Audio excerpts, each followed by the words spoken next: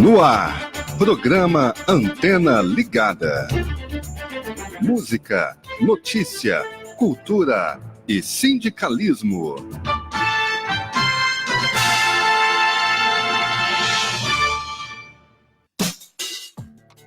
Bom dia para você, forte abraço. Segundona, hoje dia 30 de setembro, o programa Antena Ligada está só começando aqui pelos nossos canais, Facebook, pelo canal de áudio, pelas redes sociais. Bom dia, uma boa semana, finalzinho de mês aí já, né? Finalzinho de mês é comecinho de outro mês, e aí vai. Eu quero chamar a sua atenção nesta segundona para duas questões aí que estão pegando, hein? Hoje acontece logo mais às 18 horas, nova manifestação na porta do Hospital de Urgências de Goiânia, o nosso Hugo, nova manifestação na porta do Hugo. Com a troca de OS, organizações sociais que administram o hospital, essa história começou no governo anterior, governo de Marconi Perillo, com a terceirização da gestão das unidades de saúde em Goiás, e aí continua com o atual governo de Ronaldo Caiado. E agora está acontecendo uma troca de OS com a possibilidade de demissão em massa. E como é que fica a população? Pois é, tudo isso muito preocupante. O Ministério Público está na jogada. A gente vai falar desse assunto aqui com mais profundidade. O fato é que hoje, logo mais às 18 horas, tem manifestação na porta do Hugo. A gente vai falar mais desse assunto aqui. Mas nós vamos falar também de coisas boas. Goiânia, aliás, o estado de Goiás, a nossa capital Goiânia, ela é uma cidade muito rica do ponto de vista da cultura. Nós temos uma cena fortíssima, reconhecida nacionalmente como a cidade do sertanejo, não é assim? Mas a cidade é conhecida também como a cidade do rock. E quem não sabe disso, às vezes acha que aqui é só sertanejo, e não é. Aqui tem uma cena muito bacana do samba, aqui tem uma cena muito bacana do hip hop em Goiás. Nós temos uma cena forte, claro, com a grande indústria que está aí do sertanejo, sim. Né? Inclusive nesse final de semana agora, teve um evento muito grande ali no Serra Dourada. Mas Goiânia é muito forte no rock, inclusive histórica.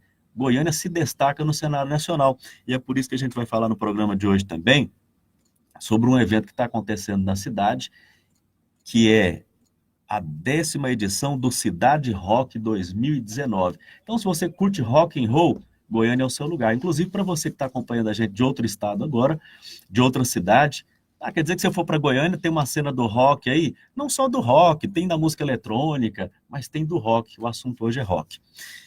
Eu vou começar o programa hoje apresentando os nossos convidados, para a gente já começar esse bate-papo aqui, que o programa é assim, né? O Antena Ligada é assim, a gente abre a roda de conversa, você participa conosco.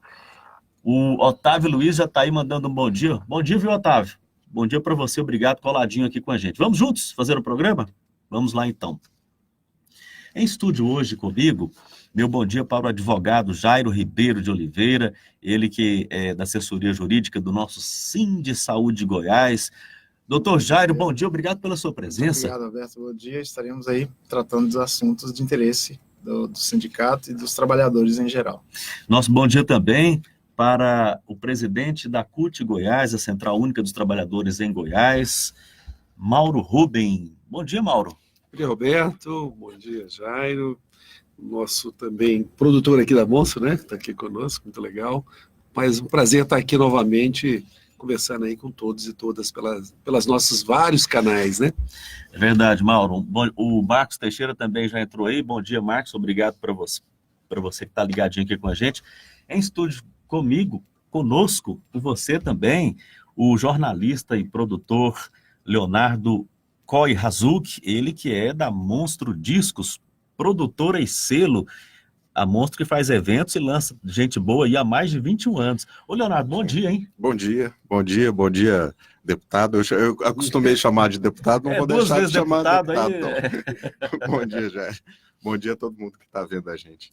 Leonardo, para falar um pouquinho de rock, a Monstro está completando 21 anos já atuando junto ao rock and roll? 21 anos. A Monstro começou em 98 e um pouquinho antes até de existir a Monstro, foi criado o Goiânia Noise, né? Pela gente lá. Nós era o quê? Um festival? Um festival. 95, esse ano ele completou a 25ª edição, agora em agosto. É uma luta, né? Você manter um evento cultural num país como o Brasil por tanto tempo, né? Um quarto de século, 25 anos ininterruptos. É um dos eventos culturais mais antigos do país, com certeza de Goiás também, né? São poucos os eventos culturais que sobrevivem a tantos governos, a tantos desmontes, a tantas dificuldades que muitas vezes são colocadas para quem produz cultura no Brasil. E a gente está vivendo um momento desses agora, né? Um momento em que há realmente fortes ataques contra a cultura no país. Você ser artista ou você ser produtor parece que é cada vez mais marginalizado, e muito desmonte tanto dos mecanismos de incentivo, as leis, né? Há uma demonização das leis de incentivo, como se todo mundo que se beneficiasse desses mecanismos fosse, como eles gostam de dizer, vagabundos, né? E também dos próprios eventos culturais que existiam e que estão perdendo força no país por simples descaso dos governos atuais. O fato é que já há 21 anos aí, bom dia para você, tem gente que mandou mais joinha, obrigado, vamos participar dessa roda de conversa com a gente aqui. Jornalista Leonardo Koihazuk, da Monstro Discos, produtora e selo. Quem vier esse final de semana para Goiânia, tiver em outro estado, outra cidade, ou mesmo aqui, né, a região metropolitana, se quiser assistir de graça, shows de boa qualidade, tem rock and roll?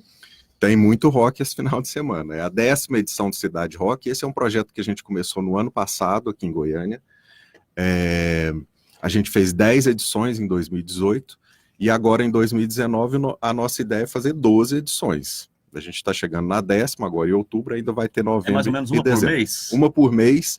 A gente tenta fazer o mais plural possível, passar por todos os estilos do rock, assim, desde coisas mais pesadas a coisas mais intimistas, né, as várias linguagens, as várias estéticas do rock, e é um evento gratuito, que o grande objetivo dele é realmente democratizar o acesso ao rock, à cultura, num espaço que é fantástico, que é o Martim Sererê, né, um espaço que abriga muito bem essas manifestações culturais já há muitos anos e se tornou meio que uma casa do rock em Goiânia, né? Então, a gente faz questão de fazer isso lá, de ajudar a administração do Martim Sererê a manter o espaço vivo e recebendo essas manifestações, e um evento que tem essa característica, né, de ser plural e ser democrático, para facilitar o acesso, formar novas plateias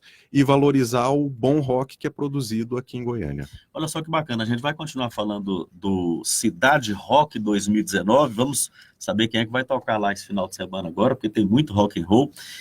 Será que tem gente que não conhece o Martim Sererê, que nunca foi ao Martim Sererê? Porque às vezes as pessoas ficam tão restritas àquela mesma rotina, às vezes, se for mais jovem, a escola, shopping center, talvez um parque. Mas você conhece o Martim Sererê? Conta aqui para mim.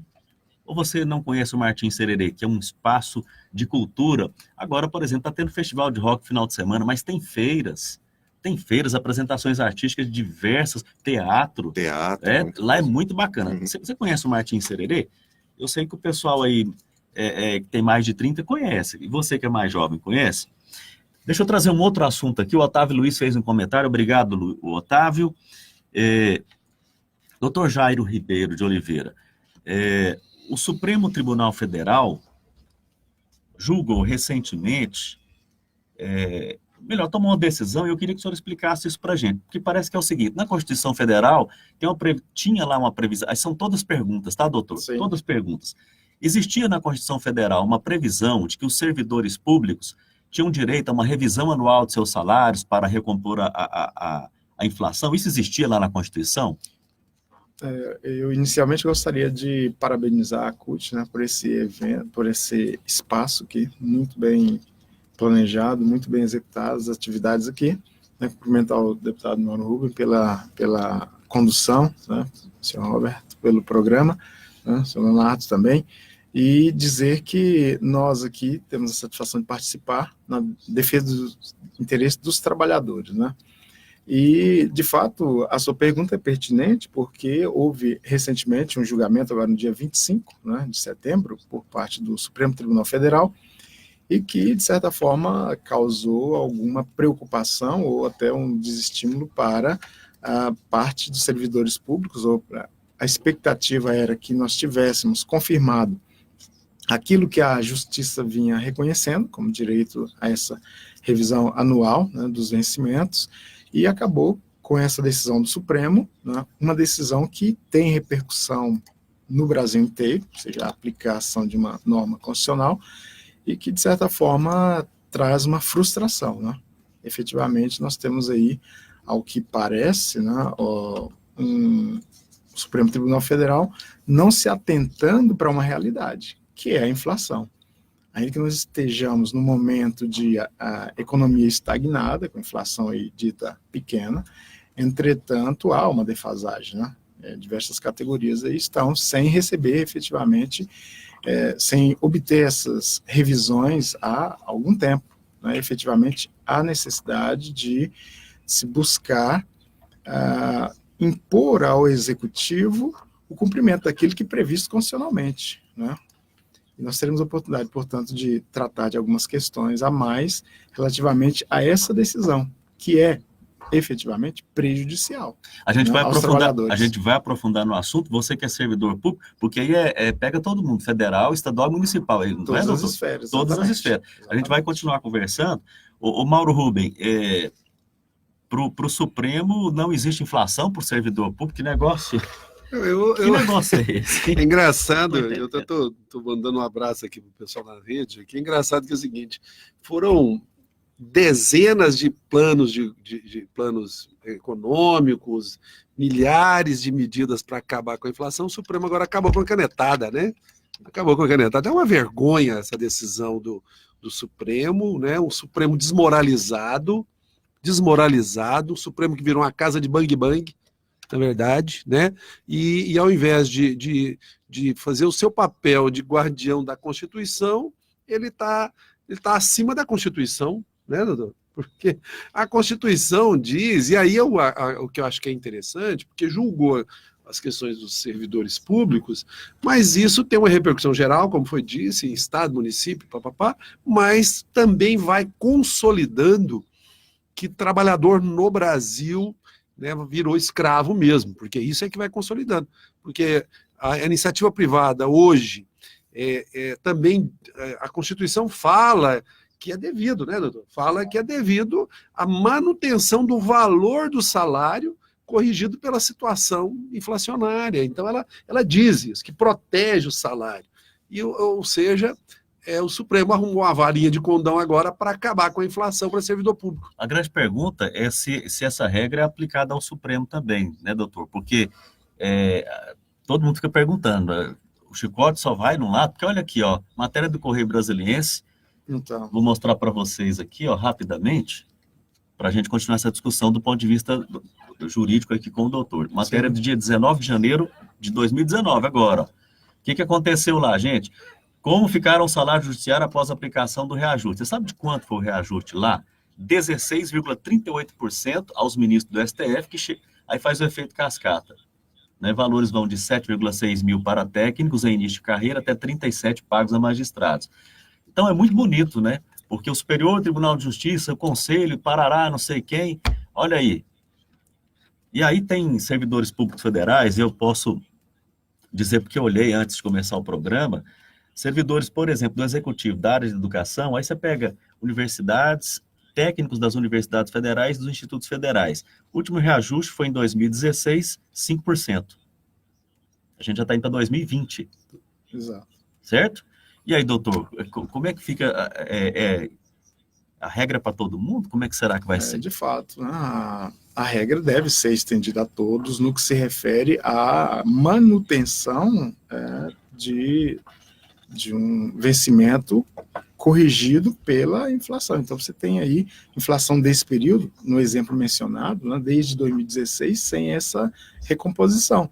Isso é perda para o servidor, né? Então, efetivamente, há necessidade de se aplicar o que é previsto na Constituição, né? Então, se você tem para a iniciativa privada a garantia de que ninguém pode receber menos que um salário mínimo, da mesma forma, o servidor público tem assegurado, né? E veja que a iniciativa privada tem anualmente a previsão de reajuste, embora nós tenhamos tido um prejuízo enorme com a não reedição da lei que assegurava o ganho real para o salário mínimo, né?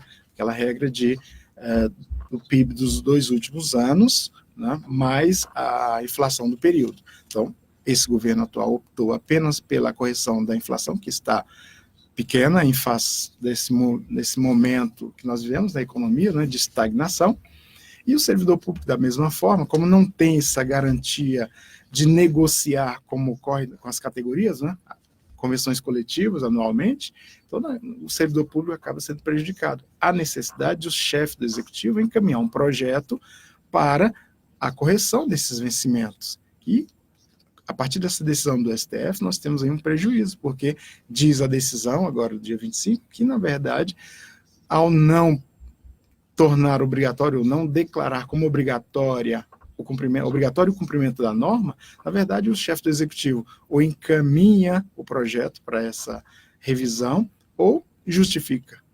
A tendência é que o chefe do executivo vá apenas justificar que não há condições sobre o aspecto, né, fiscal.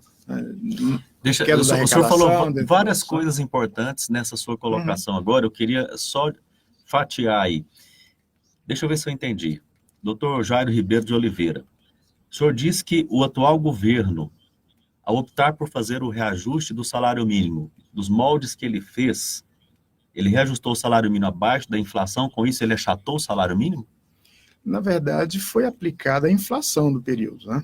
O problema é que nós vivemos um momento de estagnação econômica, né? Nós estamos num momento de dificuldade, desde o afastamento, no meu modo de ver, indevido, né, da presidenta Dilma, e nós vivemos aí, então, de 2016 para cá, né, ainda vigente até 2019, uma lei de 2015 que previa uma regra específica para, aí estamos tratando em regra para os empregados da iniciativa privada, né, que é a aplicação da inflação do período, né, mais um reajuste do salário mínimo, um ganho real do PIB de 2 anos. Só que essa regra se encerrou agora, em 2019. E o governo federal não teve essa iniciativa, não teve esse interesse em reeditar essa norma.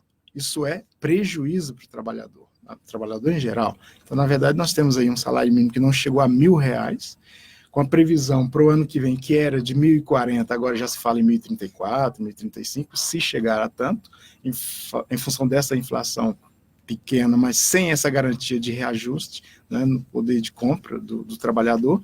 Então, isso, de fato, é prejudicial. Embora aplicando a inflação, que é pequena, mas não tem essa garantia de um reajuste efetivo, né? Então, isso, em regra, para o salário mínimo, que, de acordo com a própria Constituição, lá no artigo 7º, inciso 4º, me parece, que estabelece que esse salário mínimo deve assegurar ao trabalhador e à sua família o suficiente para alimentação, moradia, saúde, vestuário, higiene, dentre outros. Ou seja, é insuficiente, né?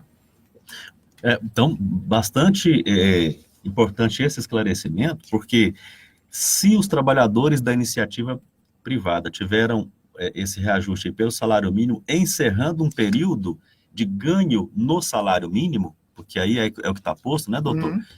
Então, o Brasil vinha de mais de 10 anos com ganho do salário mínimo. Inflação mais um pequeno ganho, inflação mais um pequeno ganho. É por isso que a gente saiu, né, Mauro, de $70 para quase $300 nesse período.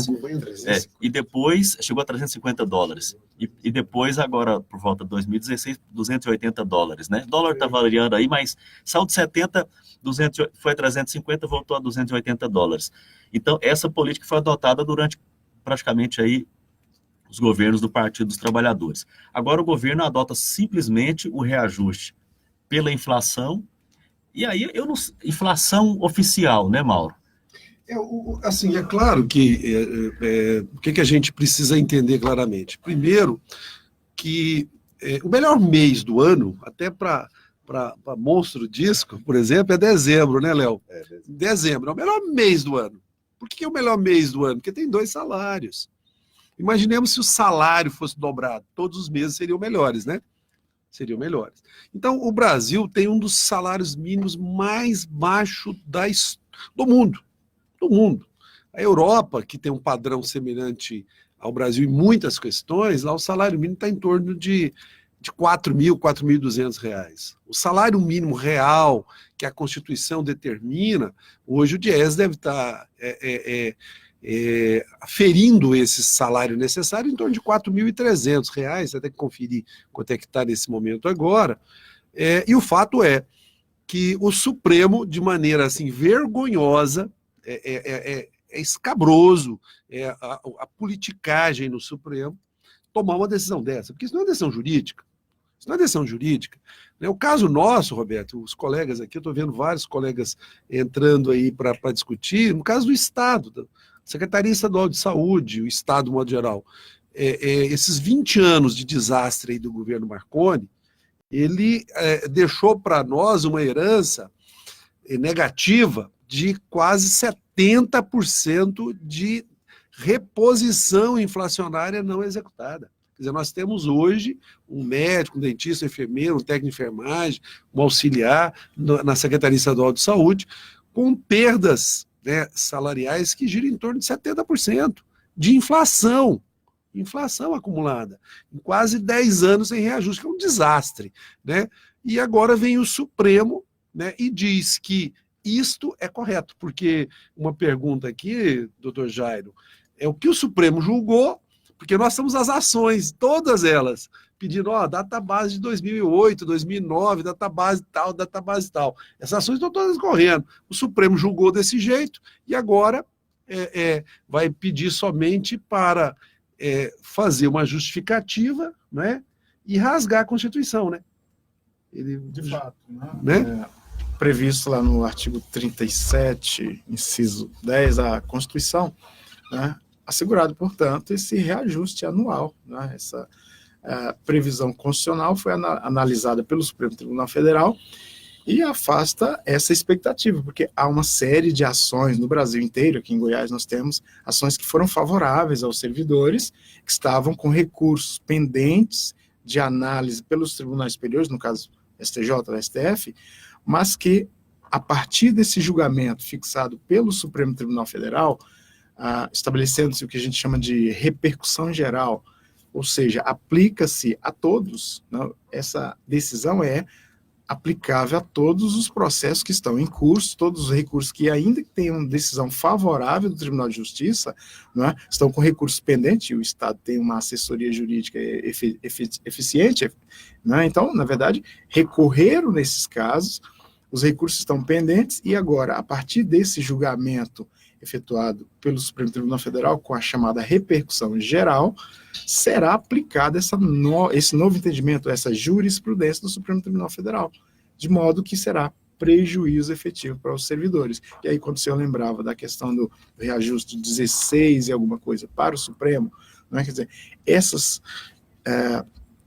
esses órgãos do Judiciário têm efetivamente garantia, o Ministério Público tem, o Judiciário tem, né? As carreiras de Estado têm conseguido obter esses reajustes ou essas correções. Entretanto, os demais servidores, na luta com os sindicatos, né, com as as federações reunidas, aí, as centrais sindicais, buscado efetivamente assegurar o direito previsto constitucionalmente. E agora, meio que, permita-me a palavra simples, mas um balde de água fria, né? Ou seja, efetivamente você não tem aí mais uma garantia efetiva. Está previsto aí, então, que ao chefe do executivo basta a justificativa para que não se promova essa revisão aí anual, né?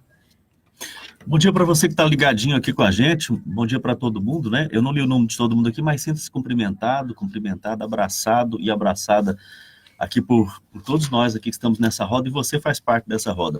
Em estúdio comigo, o advogado Jairo Ribeiro de Oliveira, ele que é da assessoria jurídica do Sindisaúde de Goiás, o jornalista e produtor Leonardo Coy Razuc, da Monstro Discos, produtora e selo, e também o presidente da CUT Goiás, Mauro Ruben. Vamos falar um pouquinho de rock and roll, porque mas o rock and roll, né? Porque né? Eu estava vendo aqui, ó, algumas produções da Monstro. Puxa vida, vamos falar desse final de semana agora. Sabadão tem rock and roll em Goiânia. Quem é que vai se apresentar sábado, lá? Nesse sábado, a partir das 19 horas, lá no Martins Sererê, são 6 shows a cada edição desse Cidade Rock, que é esse projeto nosso. Então, nesse sábado, as bandas é o Mechanics, uma velha conhecida do rock goiano, uma banda de muita tradição aqui, uma banda que se chama Half Bridge, que na verdade é de Senador Canedo, bom, mas está aqui, Senador Canedo, pessoal, aqui do ladinho, né? Half Bridge até porque é meia ponte, né? É bom fazer isso, esses explicativos aportuguesado. Então, o Half Bridge, Mechanics, Desastre, também uma banda bem tradicional aí, já do punk rock goiano, Cherry Devil, Old Place e Moitará, que é uma banda nova, porque a ideia do Cidade Rock é isso também, é pegar bandas já conhecidas e consagradas aqui na nossa cena local, como Mechanics, Desastre e Half Bridge, e bandas mais novas, como esse Moitará, que é uma banda de poucos meses de nascimento ainda. Olha só, e esse pessoal da onde? Todos daqui de Goiânia. Goiânia. Todos são de Goiânia. A única exceção é o Half Bridge, que é Senador Canedo, mas é praticamente Goiânia também, né? Muito bacana. Vamos dar uma olhadinha aqui na página rapidinho, depois você pode entrar aí, ó, lojamonstro.com.br, diga lá. Esse é o nosso site de vendas, né? Porque a Monstro, além da parte de produção de eventos e festivais, a gente tem o selo, que a gente tem todos esses lançamentos em CD, vinil, DVD. A gente insiste nesses formatos também físicos. Vinil também. Vinil também. Vinil. A gente lançou recente aí o disco do Odair José, né? O Odair José, esse grande artista popular brasileiro. José agora está com a Monstro Discos? Está com a gente, está desde o ano passado. Fez o show agora em agosto no Goiânia Nós, um show maravilhoso. Esse disco dele é sensacional, chama Hibernar na Casa das Moças Ouvindo Rádio, que ele fala que no momento em que o Brasil está vivendo, o melhor é hibernar mesmo, é ficar lá na casa das moças, ouvindo rádio, e quando a situação melhorar, ele volta. Porque... Olha só. Ele inclusive, está tendo um engajamento político grande, né, Mauro? Está se posicionando aí. Como é que a gente diria, quantos artistas, quantas bandas vocês acompanham hoje? Olha, hoje o selo tem em torno de 20 artistas, mas a gente já lançou, ao longo desses anos todos aí, próximo de 200 títulos, né? Isso é muita coisa. A gente praticamente todo mês lança um disco novo, e às vezes a gente acha que a gente não sabe se isso é paixão, se é loucura, se é estupidez, né? Ficar insistindo nisso, mas as coisas estão acontecendo, e eu acho que esse momento do país, assim, as pessoas estão voltando a olhar para o rock, porque o rock é um grito, né? Então... Eu estou vendo aqui, vocês têm gente de outros estados também, né? Muitos. William, olha aqui, ó, por exemplo. Ó, só apenas abrir a página aqui rapidamente, ó. Essa banda Amber Visions é de Santa Catarina, a outra ali, o AMP, é de Recife, Astronautas é Recife também, Barizon ali embaixo é do Rio de Janeiro, essa que está aparecendo só esse Black Lips aí é uma banda americana. Então a gente tem, o Brinde é Salvador, a gente tem artistas de todo o país, alguns internacionais também, Aí o brinde é Salvador, esse canábicos é de Araguari, de Minas, e a outra Salvador também. Puxa, muito bacana, hein? Pessoal acreditando no trabalho que vocês já fazem há tanto tempo, através do Goiânia Noise, que já tem 25 anos. 25 anos o Goiânia Noise. E o Goiânia Noise é tradicional, todos os anos? Todo ano. A gente fala que a gente é um festival independente justamente por isso, assim, independente da condição a gente faz. Tem ano que a gente tem melhores condições, a gente amplia um pouco o festival, cresce, chama artistas de maior nome. Quando a gente está com pouca verba, a gente faz.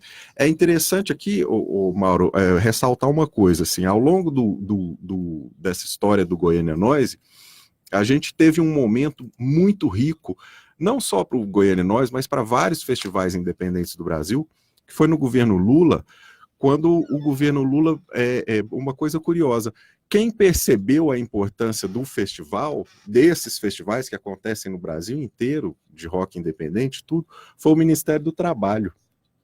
Mais do que o Ministério da Cultura, o Ministério do Trabalho percebeu que ali era realmente um espaço de geração de emprego e renda, e aí a gente teve um trabalho ali do Ministério do Trabalho, SEBRAE e todos esses organismos de incentivo a esses festivais justamente por isso, porque é uma cadeia produtora, porque a gente, quando fala no festival, a gente não tem só o festival em si, tem todos esses selos, as bandas, os estúdios, né, os designers, as pessoas que fazem camiseta, então realmente uma rede de emprego e renda muito forte que isso movimenta ao longo do ano inteiro, no Brasil inteiro, porque são festivais. A gente tem uma associação, a FBA, Festivais Brasileiros Associados, são mais de 20 festivais associados. E Leonardo, agora no sabadão, quem quiser assistir aí aos shows dessas bandas todas, vai pagar quanto? Não paga nada, é de graça. O Cidade Rock é todo gratuito. Essa é a ideia do evento, é ele ser gratuito para ele realmente democratizar e facilitar o acesso à cultura. Olha que bacana, hein? No atual momento, então, você ter um espaço bacana que é o Martins Sererê, que fica ali no setor sul, Goiânia, setor sul, né? Teatros bacanas, uma área aberta, verde, muito bacana, e você ter todos esses shows de graça. E como é que faz para bancar? Porque não é barato. Né? Não é barato. No ano passado, a gente teve um apoio da Lei Municipal de Incentivo à Cultura. A gente tinha um projeto aprovado e que a gente conseguiu custear parte do que se gasta na produção do festival ali com a lei. Esse ano, como há uma instabilidade, uma insegurança muito grande desses editais, eles nunca são lançados na época certa, o resultado nunca sai também na época, sempre está a prorrogação e essas confusões todas, a gente não conseguiu aprovar para esse ano.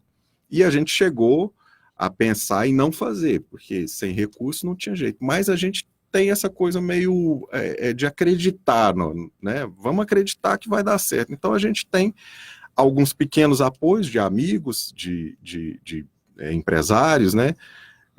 Que circulam nesse meio também, tem algum tipo de negócio ligado a isso, Ocus Pocus, Woodstock Bar, algumas coisas que dão pequenos apoios para a gente, e o bar que a gente monta lá, que é onde a gente tenta fazer nosso faturamento ali para pagar os custos do evento.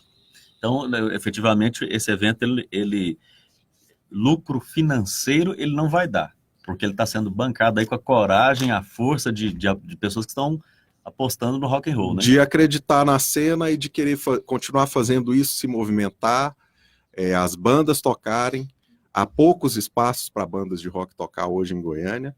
As casas que tinham, muitas delas fecharam, então há pouco espaço, e a gente tem essa necessidade de mostrar as bandas, de valorizar e de tentar manter isso vivo na plateia também, no público, né? Porque às vezes o público vai migrando para outros estilos. E por falar nisso, o pessoal da cena rock, acompanha a cena rock aí, fica curioso, né? Tem uma história que rola aí que o Lobão estava afastado e que ele só conseguiu reaparecer. Agora está envolvido com questão política, que é outro papo, não é disso que eu estou falando. Mas o Lobão se reacendeu a partir da Monstros. Como é que foi? É mito essa história ou é verdade? Não foi bem através da Monstros. Teve lá, muitos anos atrás, ele ele assumiu um discurso de que ele seria um artista independente, né? E ele, então ele rompeu o contrato com as gravadoras que ele tinha e ele partiu para uma coisa que na época foi muito inovadora. Ele lançou uma revista e a revista tinha o CD dele encartado. Então, o que ele alegava é que se existe um sistema e toda uma operação que as gravadoras já montaram para poder o disco chegar nas lojas, e se ele sozinho não conseguia vencer isso, ele botou nas bancas de jornal. Isso foi revolucionário na época. Isso foi, olha só, foi no 8º Goiânia Noise. No 8º. Então ele estava com esse discurso todo de ser um artista independente e nós resolvemos ver até que ponto que ele era realmente independente e entramos em contato com ele. E convidamos ele para tocar no 8º Goiânia Noise. E aí ele passou o contato para o empresário já veio cobrando aquelas coisas de grande artista, a gente virou e falou, não é independente? Então tem que ser independente, tem que ser nas nossas condições e não na sua. Se você é independente, nós somos independentes mesmo. Você vai tocar, é o Martim Sererê, ele tocou no Martim Sererê. E ele topou, topou. Ele impôs uma única condição. Ele ia tocar no domingo, que era fechando o festival naquele ano, e ele pediu para vir na sexta, para acompanhar tudo. E aí ele passou aqui esses dias com a gente e a gente acabou tendo um relacionamento ali com ele. Ele conheceu essa cena independente que ele falava que era, mas ele não conhecia as bandas e tudo. E isso deu origem para um projeto dele que chamava Outra Coisa, que era uma revista, e que ele lançou bandas de vários lugares do Brasil, inclusive bandas de Goiânia, que saíram por esse projeto dele. Olha, então tá depois aí, ele deu essa desvirtuada, agora ele não sabe mais o que ele quer, para que lado que ele vai, não, né? Eles que está arrependido. Eu não sei se a gente está falando de política ou se a gente está falando do artista, né? Mas o respeito ao artista sempre e respeito às opiniões divergentes também, né? Acho que tem uma coisa aqui que o Léo levantou aí uma questão e que nós da CUT, inclusive estamos no 13º Congresso Nacional da CUT, acontece a semana que vem. Praia Grande, a delegação aqui de Goiás, do Brasil inteiro, 2.000 delegados, né? E nós estamos construindo uma proposta básica de como é que o movimento sindical, né, une com a cultura popular, com as bandas de rock, de rap, de sertanejo também, que não seja esses grupos manipulados, né? Então, Léo, acho que a questão aqui é como é que essa situação pode falar, porque você levantou vários aspectos aqui sobre os festivais de rock, que os editais até do Ministério do Trabalho e tal, mas tem uma coisa, eu sou da área de saúde, sou especialista em saúde pública, e nós levantamos muito aqui é o seguinte, não tem remédio melhor para o ser humano do que ele vivenciar a sua plenitude quanto ser. A cultura, né, a música, a expressão cultural, essa parte, ela é muito importante. É muito importante. Então, fica aqui uma questão também, como é que nós poderíamos trabalhar, né, essa resistência, porque o rock e as outras, e não só o rock do modo geral, porque também mesmo o rock pode ter lá grupos que manipulam, né, dentro do sistema aí de opressão, que não é independente. Então, a pergunta aqui é como é que podemos levar para o Congresso Nacional da CUT, né, uma proposta da gente juntar esforços, porque todo ano o movimento sindical faz luta, todo dia, né, uma luta semelhante ao que o rock independente faz. Exato. Né? Uhum. E a gente precisava estar junto aí.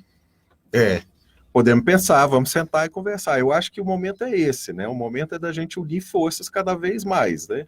A gente não pode dispersar nesse momento, né, do país, assim, esse momento, como eu falei aqui antes, de muito ataque a quem produz cultura, a quem faz cultura, né?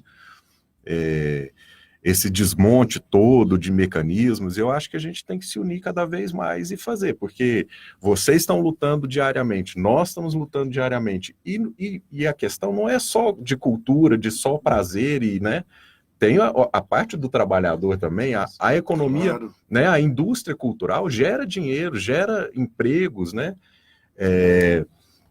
Muito, né? A gente vê exemplo de países no mundo inteiro que sabem utilizar isso. A Inglaterra utiliza a cultura como um grande ativo econômico. Os Estados Unidos utilizam Hollywood, né, os músicos.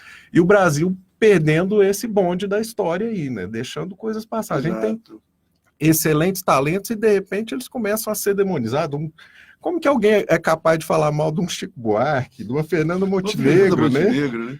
São coisas que são absurdas assim para o país. Isso não dá para acontecer, né? A gente não pode deixar isso e não pode aceitar isso de forma calada, né? E assim, até, veja bem, tem muitos lugares hoje, e aí existe uma discussão aqui na CUT também, que é o nosso... Vários sindicatos têm clubes, entendeu? Que funcionam, com as suas dificuldades, e funcionam. Então, acho que são palcos que estão abertos, que estão preparados, né? Que eu acho que a gente pode trabalhar nessas possibilidades aqui, porque também para oferecer para esses sectores da sociedade, porque existe um massacre, né, cultural. Quer dizer, a resistência do rock goiano aqui, nacional, ele também contrapõe a esse massacre, porque o massacre hoje cultural é muito forte. É muito forte. Muito forte, né? As pessoas... Eu fiquei assustado com uma atitude aí do Silvio Santos fazendo um quadro com meninas abaixo de 10 anos, vendo que é mais bonita. Uma coisa assim, deprimente, quer dizer, um negócio... acho que foi quem falou, não foi o Lobão, porque o outro arrependido aí, o Frota, falou assim que no Brasil é muito interessante essa história de milícia gospel, né? Então é um negócio esquisito, que vai misturando uma situação de um país que vai perdendo a sua origem. Eu acho que essa unidade da cultura, do rock, das outras expressões, que são espontâneas da sociedade, né? Que elas são bancadas por quem está fazendo, né? Deveria ter uma política pública de investimento, inclusive de interesse geral, né? Com uma lei de incentivo sem a tutela dos interessados aí, dos próprios empresários. Acho que essa lei deveria fazer, porém, hoje acontece pela conta própria. Então fica essa questão que eu acho que ela é importante, porque nisso tudo nós temos que mostrar o tamanho do rock aqui em Goiás, porque cria uma sensação de que aqui não produz nada, né? Parece que é só mesmo vira e mexe, estoura uma dupla sertaneja e pronto. Volta e meia as pessoas perguntam pra gente assim, mas Goiânia tem rock? Goiânia não é a capital do sertanejo? Eu sempre, quando alguém me pergunta se Goiânia é a capital do rock ou a capital do sertanejo, eu costumo dizer que Goiânia é uma capital, é a capital de Goiás, porque Goiânia é uma capital. É uma cidade com mais de 1 milhão de habitantes, 1.200.000 habitantes, uma cidade plural, uma cidade que recebeu gente de todo o Brasil, né, quando ela foi criada, e que foi criada através de um batismo cultural, né? Então, uma cidade que tem a cultura na sua essência, seja ela sertaneja, rock, hip hop, dança, artes plásticas, literatura. A gente tem nomes de expressão cultural em todas as áreas aqui. Então, a gente não costuma querer brigar ou enfrentar outras manifestações. A gente quer espaço para a gente também, né? A gente quer mostrar a gente costuma dizer o seguinte aqui na Rádio Trabalhador, a gente costuma falar assim, para você que está acompanhando o programa agora, ou se você conhece algum artista que toca violão, pandeiro, caixote, lata, que tem a questão da poesia, da literatura, cordel, não importa a sua arte, artesanato, venha para cá, chega aqui, mostra o trabalho, a gente valoriza todas as manifestações culturais, né? Música, teatro, dança, etc. Então, vem para cá, vem mostrar a sua arte. Outro dia eu mostrei aqui, a gente estava com CDs aqui, a gente tem uma organizada, muitos artistas já passaram por aqui, inclusive sertanejos, pessoal do samba, pessoal do rock, do hip hop. Então, venha para cá, o espaço está aberto. O programa Antena Ligada de hoje agradece a você que acompanha pelos nossos canais, aqui pelo Facebook também. Em estúdio comigo, o advogado Jairo Ribeiro de Oliveira, doutor Jairo, assistente jurídico do Sindsaúde de Goiás, o jornalista e produtor Leonardo Coy Hazuki, da Monstro Discos, produtora e selo, e também o presidente da CUT Goiás, a Central Única dos Trabalhadores em Goiás, Mauro Ruben. Doutor Jairo, essa informação que nós começamos a falar sobre ela no início do programa, da decisão do Supremo Tribunal Federal, que atinge o Brasil inteiro, as 3 esferas, federal, estadual e municipal, decretando o fim da database dos servidores, adeus revisão anual, é isso que está posto? A situação efetivamente parece ser essa, né? Porque quando nós temos uma decisão do Supremo Tribunal Federal que deixa a cargo dos respectivos executivos na tomar a iniciativa de enviar ou não, né? Ou se não enviar um projeto de revisão anual, apenas justificar porque não o faz, na verdade o Supremo Tribunal Federal meio que se afasta da responsabilidade, né? Afinal de contas, há uma da própria responsabilidade? Quando decide, diz que deixa para o executivo assim proceder, é meio que você tirar uma previsão, uma garantia prevista constitucionalmente. Né? Eu fico pensando aqui o seguinte, chega o aumento da energia, né? Da energia, que aliás a Enel é um desastre, né? Privatizações é um desastre. Né? Mas chega o aumento da energia. Aí eu vou mandar uma justificativa também, né? Falar assim, olha, infelizmente, o momento, seguindo a orientação do Supremo, eu não tenho vontade, eu não posso, por alguma razão, fazer frente a esse aumento, né? É isso. Pode ser a mesma coisa, né? É a mesma coisa. Porque... Mas isso seria muito interessante, porque o cidadão ia dizer o seguinte, olha, eu sou servidor público, o Supremo decidiu que o Executivo vai decidir. O Executivo decidiu que não tem condições de dar aumento. Então, Enel, eu também, não porque eu queira, mas eu também não tenho condições de arcar com o aumento que você está repassando para mim. Aí seria justo, né? Mas seria justo. Ou até falar assim, eu não posso ficar fora da lei. O Supremo decidiu, agora a decisão é superior, a inflação acabou e eu não vou porque brincadeiras à parte, a questão é muito séria, né, doutor? A gente faz uma brincadeira aqui até para aliviar, porque senão não dá, mas é muito sério. A decisão que o Supremo tomou aí, passando para o Executivo o poder de decidir, e aí vai fazer justificativa é fácil, né? Exatamente. Ainda mais para um governo, como nós estamos acompanhando aí, que professor é que é bandido, faculdade é que tem que ser perseguida, o pessoal da arte e da cultura sendo como se fossem os problemas desse país. Agora deixa eu te mostrar um negócio aqui rapidinho, ó. Saiu aí, porque a gente fala assim, o pessoal do judiciário, o pessoal do executivo, aí ó, noticias.uol.com.br, Corolla, Hilux e Mercedes, deputados gastam 9 milhões alugando carros de luxo. Essa matéria de agora. O deputado João Campos, do PRB de Goiás, circula todos os dias em uma Chevrolet S10 ano 2019 com cabine para 5 pessoas. A Câmara reembolsa o deputado em 10 mil todo mês pelo aluguel do veículo, embora ele tenha sido avaliado em 6.600 pelas locadoras consultadas pelo UOL. Parabéns, João Campos. Fique você, eleitor do João Campos, sabendo o que o deputado está fazendo lá em Brasília com o seu dinheiro. Então, a gente, voltando aqui à questão da decisão do Supremo, os sindicatos que defendem os trabalhadores em todas as esferas, as assessorias jurídicas, diante dessa decisão, fica de mãos atadas? Na verdade, eu entendo que é hora de mobilização. Efetivamente, mais do que em outras oportunidades, é hora de os trabalhadores efetivamente se unirem, né? Reivindicar, buscar junto ao respectivo legislativo, estadual, municipal e o federal, né? No intuito de exigir do executivo que se encaminhe, que efetivamente envie o projeto. Afinal de contas, não se pode admitir que um servidor que ingresse na carreira há 10 anos permaneça 6, 8, 10 anos sem que haja uma revisão. Fernando Henrique Cardoso fez isso. 8 anos seguidos, sem um centavo de recomposição da inflação. O resultado, depois de 8 anos, foi que grande parte dos servidores, principalmente do executivo, muitos passaram a receber complemento de salário mínimo, um salário mínimo que era de $70. Esta foi uma situação caótica que o país viveu.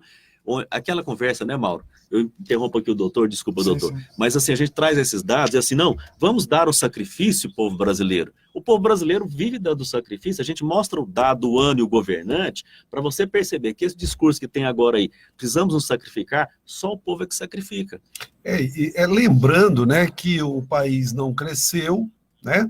O país não cresceu, pelo A contrário. dívida do FMI era um negócio A impressionante. dívida subiu astronomicamente e a consequência, né, eu tento brincar um pouco para as coisas ficarem mais leves, mas assim, nós ficamos profundamente revoltados com essa atitude. Enquanto presidente da CUT de Goiás, eu digo que é uma indecência a decisão que o Supremo tomou.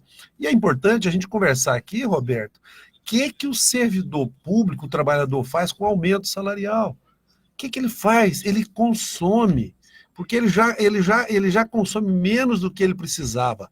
Os salários no Brasil, a não ser do judiciário, que até e do Ministério Público, tem uma matéria muito boa na Carta Capital da semana passada, que mostrando o quanto que o judiciário brasileiro é caríssimo, é astronômico. Eles comparando com outros países com do mundo, outros né? países do mundo, é uma coisa astronômica. Nós estamos falando assim, o salário mínimo brasileiro é 4 vezes menor do que o salário mínimo europeu.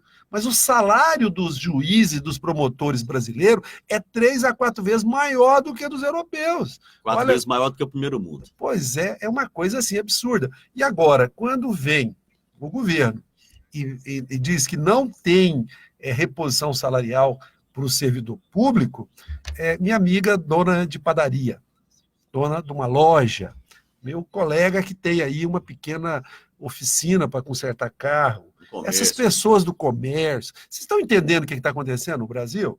É isso que a gente precisa estar conversando. Quantos clientes são servidores públicos, né?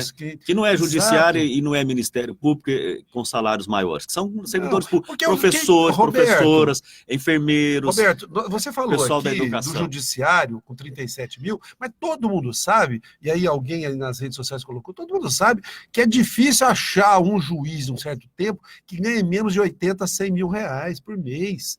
E eles só de bolsa, só de os auxílios aí, né? Olha, mandar um abraço aqui para o Cezinha Azevedo. Bom dia, Cezinho.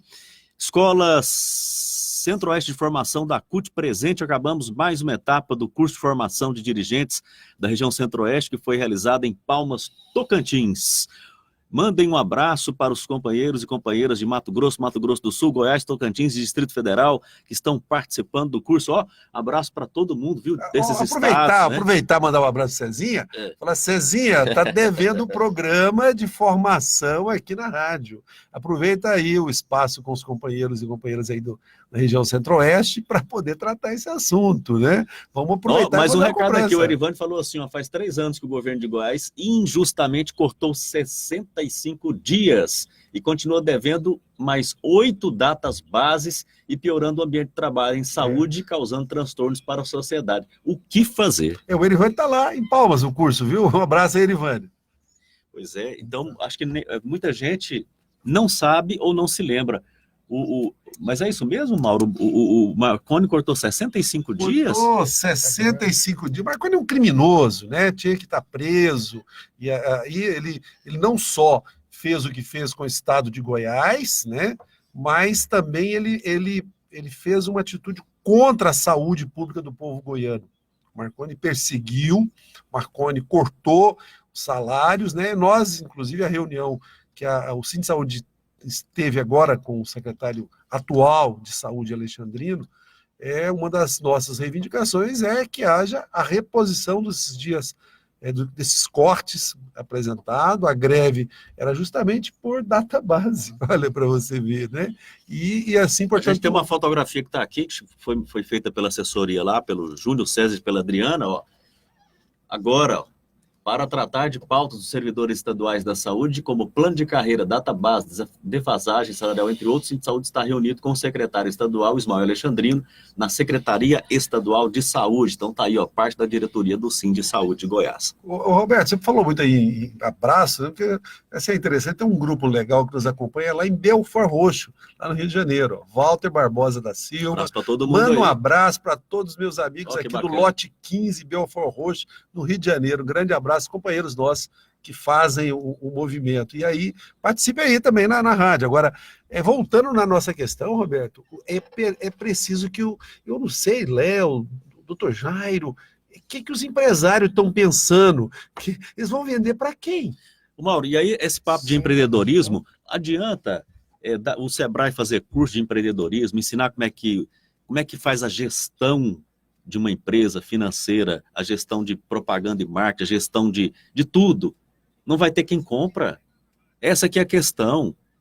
Se corta o salário do servidor, melhor, não dá o reajuste mínimo dos servidores públicos. Eu não estou falando do judiciário, gente que ganha 30, 40 mil, não. Estou falando do pessoal que ganha aí, em torno de 5 salários mínimos. Se você cortar, o churrasquinho que o cara comia lá no seu boteco não vai mais. Na padaria, se tinha pão de queijo, rosquinha e broa, é só o pão com a manteiga e o leite. Porque tem que cortar, vai ter que adaptar o orçamento. Você que tem uma escola particular, privada, ele vai sair da sua escola privada e vai para a escola pública. Então é um efeito cascata de um desmonte terrível, porque está cortando de onde não se pode cortar. E não mexe com os chamados privilegiados. É complicado isso, né? Porque a engrenagem da economia funciona. Gente, capitalismo tem que circular dinheiro na base, eu digo assim, na base da pirâmide. Onde é a base da pirâmide? É o povão que ganha de 1 a 5 salários mínimos. Se não circular, não adianta o Sebrae fazer curso de empreendedorismo, porque não vai ter quem compra. Um grande exemplo é o centro de Goiânia, que nós estamos falando de Goiânia. Caminha comigo por aqui, eu caminho por aqui pelo centro de Goiânia. A quantidade de portas que se fecharam, e não é porque é produto ruim, nem atendimento ruim, e nem falta de empreendedorismo, não. É porque não tem quem compra. Olha o desemprego que está aí. Agora o governo vai cortar mais de quem ainda está comprando alguma coisa? Mas, é complicado. Informalidade, né, doutor? incentivando a informalidade. É um incentivo à informalidade, exato, doutor? quando nós temos aí uma lei dita da liberdade econômica, na verdade retira direitos, acaba sendo uma espécie de uma mini reforma trabalhista, incentivando empreender. Entretanto, empreender de forma bastante prejudicada, porque você tem uma alternativa, tentativa de sobrevivência.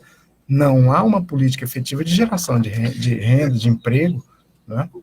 O que eu, até colocando, Roberto, você falou do fechamento de lojas, né, do comércio e tal. Todo tipo de comércio, Mauro, de roupa, calçado, comida, todo tipo, ferragista, fechou geral. E aí agora os novos pontos de comércio têm sido os sinaleiros, né? Sinais, os novos pontos de comércio, as calçadas. Porque é uma coisa, lá na UPA Noroeste, né? Hoje é segunda-feira, até não estou lá hoje, porque esse mês de setembro eu já cumpri os meus plantões todos, então a segunda-feira de hoje ficou até livre. Mas lá na UPA Noroeste, muitas pessoas, o Léo, chegava lá e falava, não, eu sou empreendedor, mas o que você faz? Não, eu estou vendendo água no sinaleiro. Quer dizer, é uma lavagem cerebral para maquiar o funcionamento do país. Eu tenho chamado muito. Roberto, nós vamos convidar os representantes dos empresários para vir conversar aqui na rádio. Porque não é possível que a Federação do Comércio, a Federação da Indústria, né? Aliás, é até uma pessoa que já foi presidente do Sindicato das Padarias, porque essas pessoas não estão entendendo o que está acontecendo no país. E a pergunta que fica aí é: para onde está indo o dinheiro? Para onde está indo o dinheiro? Tem. Né? O dinheiro pouco que o Brasil está produzindo ainda está saindo do país. Você vê aí com essa modificação na Petrobras, a compra de petróleo refinado ao invés de refinar aqui, a venda dos nossos ativos, a privatizações. Então, ou seja, temos que conversar o país. Notícia quentinha e urgente aqui, ó.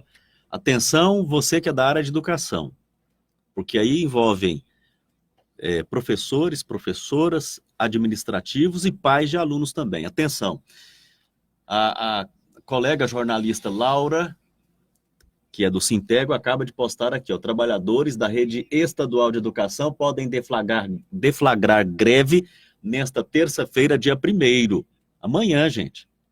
Então, a Laura acaba de trazer a informação aqui, ó, está marcada para amanhã a Assembleia dos Trabalhadores da Educação Estadual, Estado de Goiás, tá bom? Que pode ter a greve da categoria como resultado. A Assembleia será às 14 horas em frente à Légua, Assembleia Legislativa do Estado de Goiás. E tem como pauta piso salarial dos professores contratos temporários, efetivos e aposentados, database dos administrativos, progressões, concurso público e redução dos percentuais da educação básica de Goiás. Você não ouviu errado. Redução dos percentuais da educação básica de Goiás. A categoria está em estado de greve desde o último dia 10 de setembro, quando foi aprovada em primeira votação. Então tá aí, ó. Assembleia amanhã.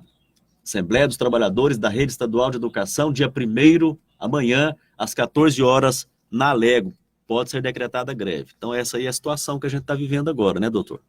De fato, há um momento bastante difícil, né, em que nós tivemos recentemente, também por força de decisão do Supremo Tribunal Federal, né, aquilo que se impôs ao Estado de Goiás, né, corrigir algo que foi uma maquiagem feita no passado, né, excluindo aí inativos, né, por exemplo, a decisão Primeira recente. Constituição 54 e 55, né? Que nós teremos, por parte do governo, a iniciativa de ter que se adequar, e aí nós já vimos os prejuízos que vão ser causados aos trabalhadores. Nós teremos certamente demissões, né, afastamentos temporários, comissionados, e essa adequação do Estado para essa nova realidade, né? Dentre essas alterações que nós percebemos aí, há esse prejuízo com a inclusão do pessoal da UEG, né, os 2% lá da UEG no percentual que o Estado precisa gastar, efetivamente, é prejuízo, né? E, por exemplo, a substituição da OS responsável pelo Hugo é também reflexo disso, porque, na verdade, nós temos aí a tentativa de redução de gastos, né? Nós teremos, portanto, aí prejuízo, mais uma vez, prejuízo para os servidores, para a população em geral. Atenção, população, em defesa do Hugo, acontece hoje manifestação dos trabalhadores efetivos e terceirizados do Hugo. A saúde merece respeito, é o tema. Pauta, redução de salário, aumento de carga horária, remoção e demissão. Hoje, 18 horas, lá no Hospital de Urgências de Goiânia. E redução de serviço para a população, Roberto, porque geralmente a gente esquece de colocar isso, porque eles estão propondo lá o chamado plantão à distância. O trabalhador, para pagar menos para o trabalhador, a OS não vai ter aquele trabalhador dentro da unidade hospitalar.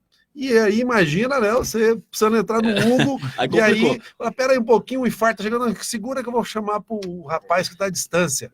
É essa a realidade. Mas que absurdo. Ó, mandar um abraço aqui para o Walter Barbosa. O Walter falou assim, ó, Walter Barbosa da Silva.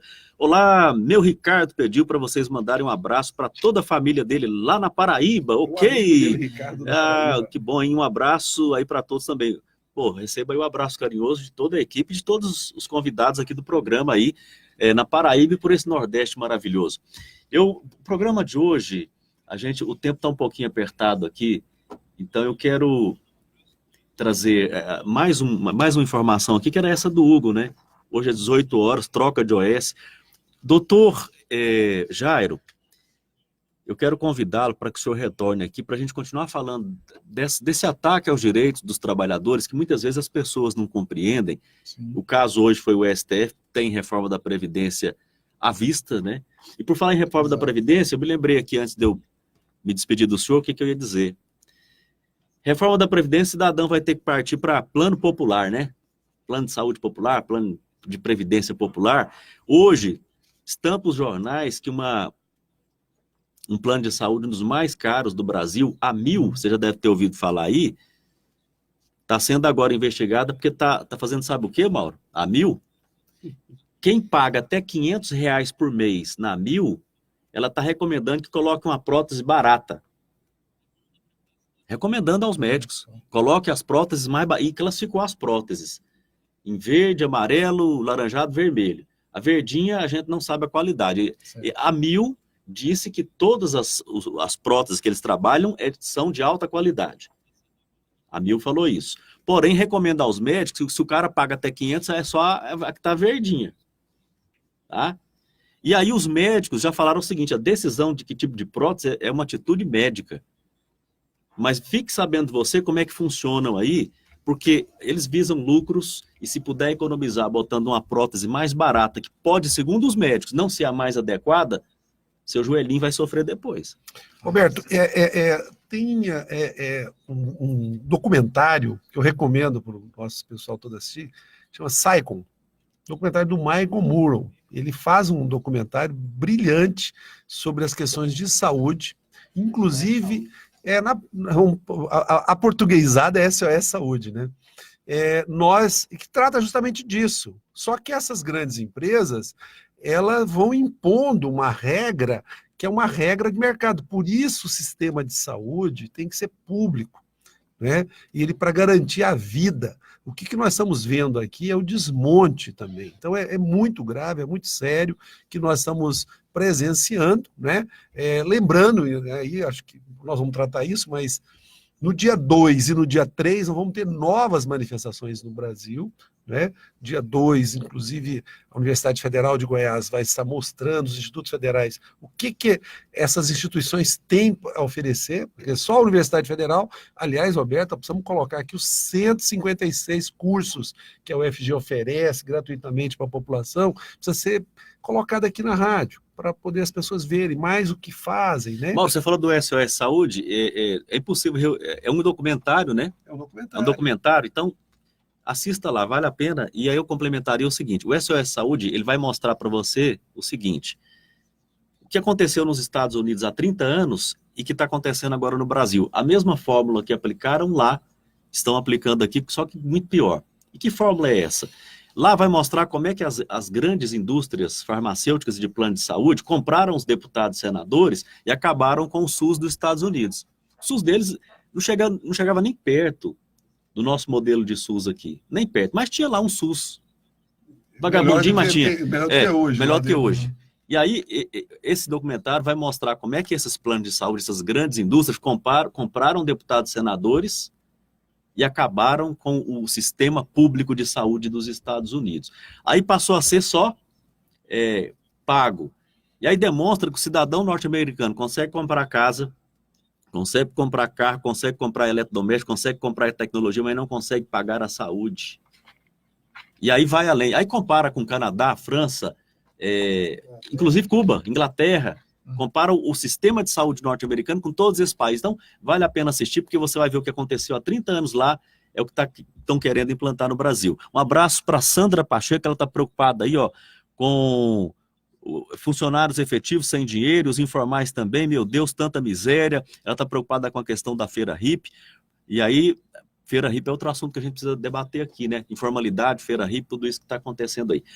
Nosso tempo está um pouquinho estourado, mas Dr. Jairo Ribeiro de Oliveira, obrigado pela sua presença, seus esclarecimentos.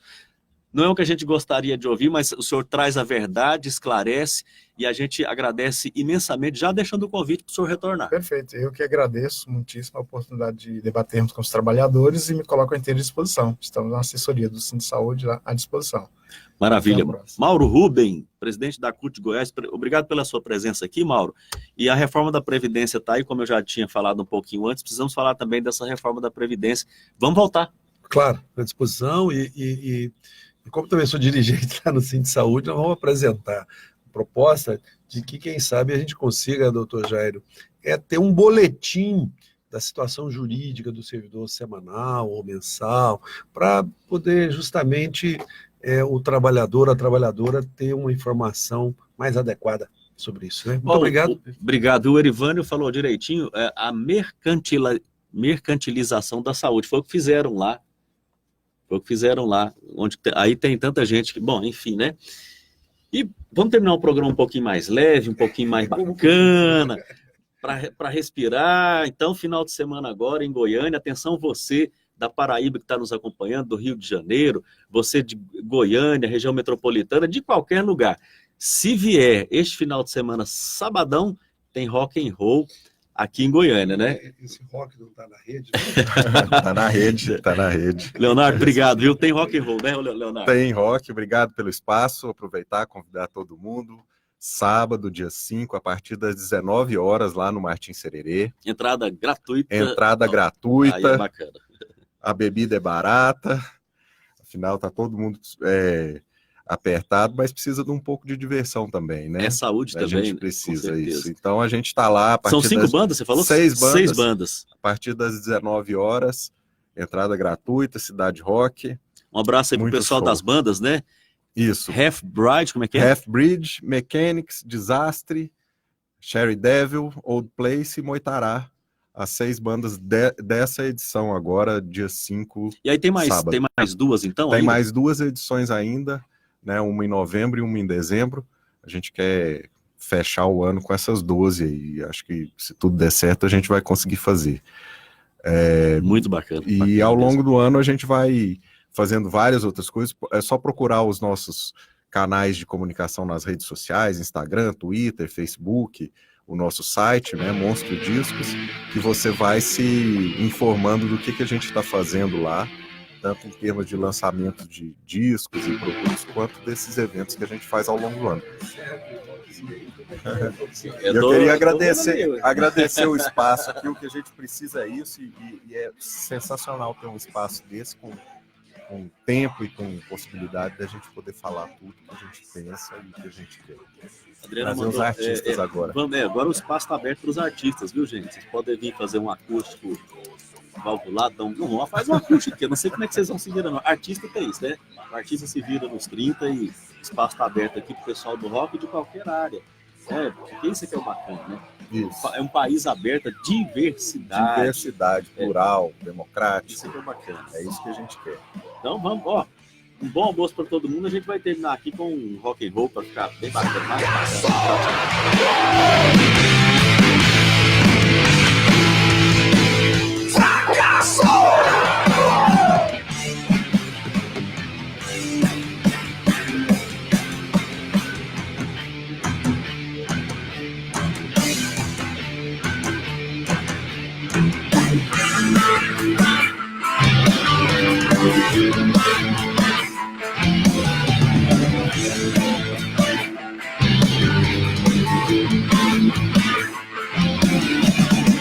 Sigo sempre adiante, nada pode me deter. Ignoro acidentes e a vontade de morrer.